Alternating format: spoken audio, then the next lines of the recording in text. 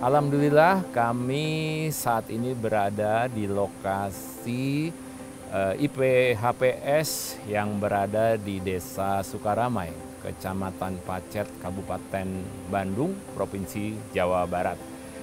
Kita hadir di sini untuk melakukan sosialisasi tentunya kebijakan perhutanan sosial, dan yang tidak kalah pentingnya dalam kegiatan penguatan dari perhutanan sosial ini, khususnya kegiatan penataan areal kerja, diawali tentunya dengan kegiatan penandaan batas.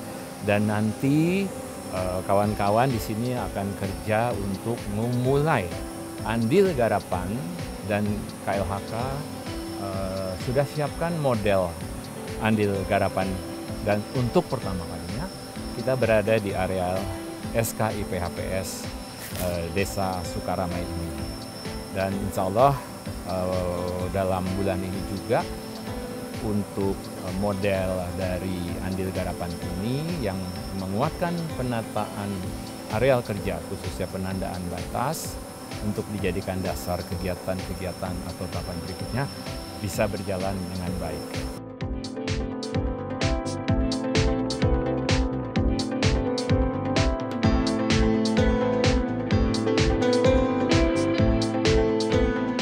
Alhamdulillah Pak, dari kopi sampai alpukat, sampai tanaman ada kayu manis atau salam, itu alhamdulillah saya udah mulai produksi Pak.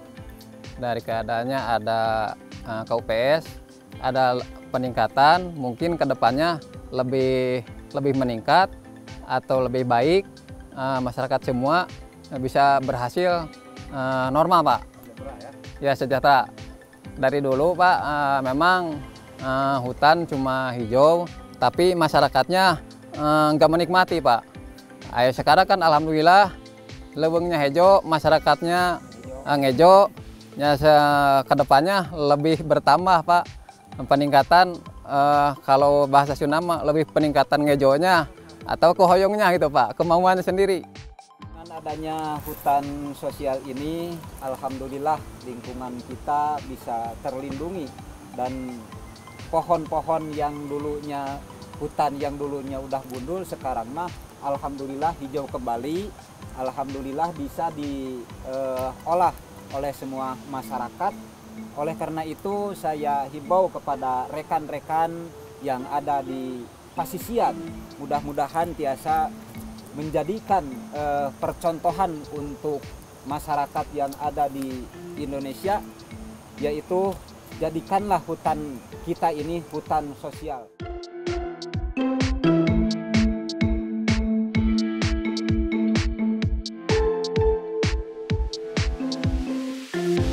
Bahwa hari ini kita akan membangun sebuah model untuk penandaan batas dan untuk andil garapan. Di IPHPS, di kelompok tani Mulya Tani di Gunung Rakutak di Bandung. Nah, maksud dan tujuannya untuk memberikan kepastian hukum, karena SK Perhutanan Sosial itu adalah 35 tahun, dan juga sekaligus untuk landasan untuk pengembangan usaha terkait dengan permodalan ke depannya. Di dalam konteks konsensus ruang di 1087 hektar yang ada di SK IPHPS ini, mana yang ditetapkan oleh masyarakat ruang-ruang untuk perlindungan. Tadi saya mengobrol paling tidak ada 4 ya. Yang pertama itu adalah ruang untuk sumber mata air, dijaga oleh kelompok masyarakatnya secara komunal. Kemudian di pinggir bendungan itu juga sumber air, sungai itu juga dijaga oleh kelompok masyarakatnya. Kemudian yang ketiga, kelerengan yang terjal. Dan yang keempat, objek daya tarik yang bisa dikembangkan untuk tujuan wisata. Jadi 4 hal ini yang kita sebut sebagai ruang untuk perlindungan. Nah, sedangkan untuk ruang pemanfaatannya dengan pola agroforestry.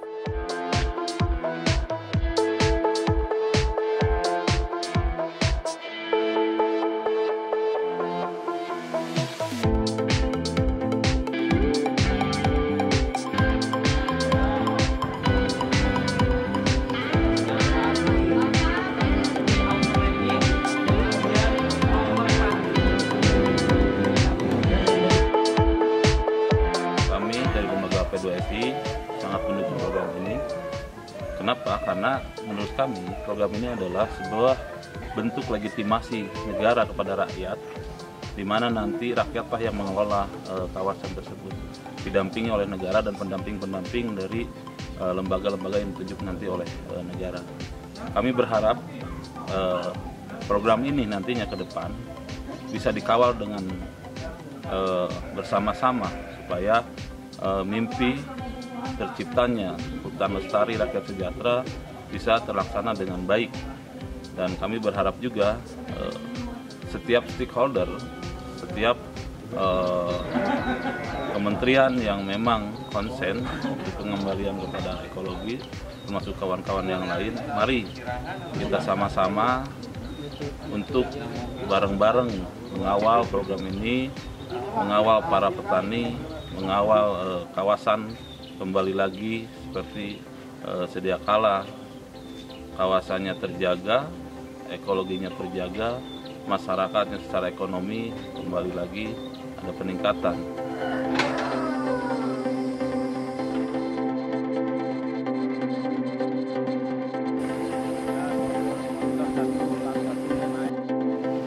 Alhamdulillah dari ketujuh desa itu Sukarame sekarang udah mulai tutupan lahannya sudah mulai membaik, petaninya pun sudah mulai sadar tentang lingkungan gitu, yang mana dulunya kawasannya di daerah 7 desa ini rata-rata kosong, dalam artian tutupan lahan itu kurang dari 10%. Makanya izin IPHPS. Tapi alhamdulillah setelah tahun 2017 akhir dapat izin, mulai ada gerakan-gerakan penanaman.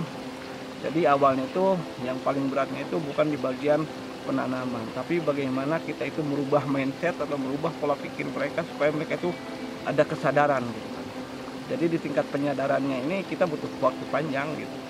Kita nggak bisa juga di tiap daerah itu bisa langsung ada penyadaran gitu kan, karena mereka itu pada prinsipnya itu bisa berubah itu mereka itu harus mengikuti kawannya yang lain.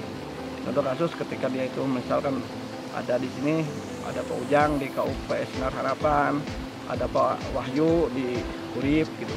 Nah, dari mereka-mereka yang awal-awalnya sudah ada kesadaran untuk menanam kopi, alhamdulillah yang lainnya bisa mengikuti gitu. Bisa mengikuti itu setelah mereka itu bisa menikmati dari hasilnya yang kawan-kawan yang terdahulunya. Kalau dulunya ya tentu saja di sini itu kan mayoritas petani sayur kayak bawang.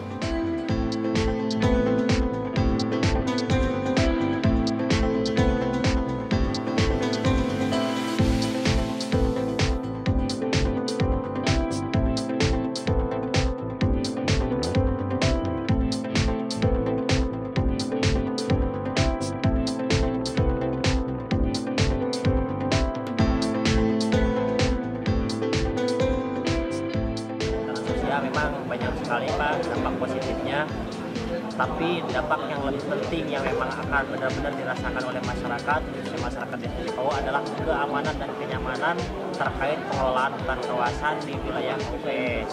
Kebetulan kan memang desa Cekawo itu penggarapnya banyak Pak.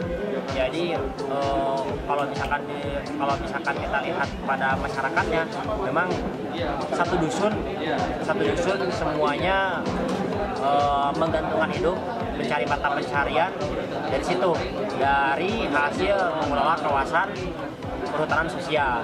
Oh, banyak positifnya, hiji ke masyarakat tenang menggarapnya, hutan itu dilindungi oleh masyarakat, kalau ada banjir itu tidak ada, sudah sampai masyarakat itu tenang.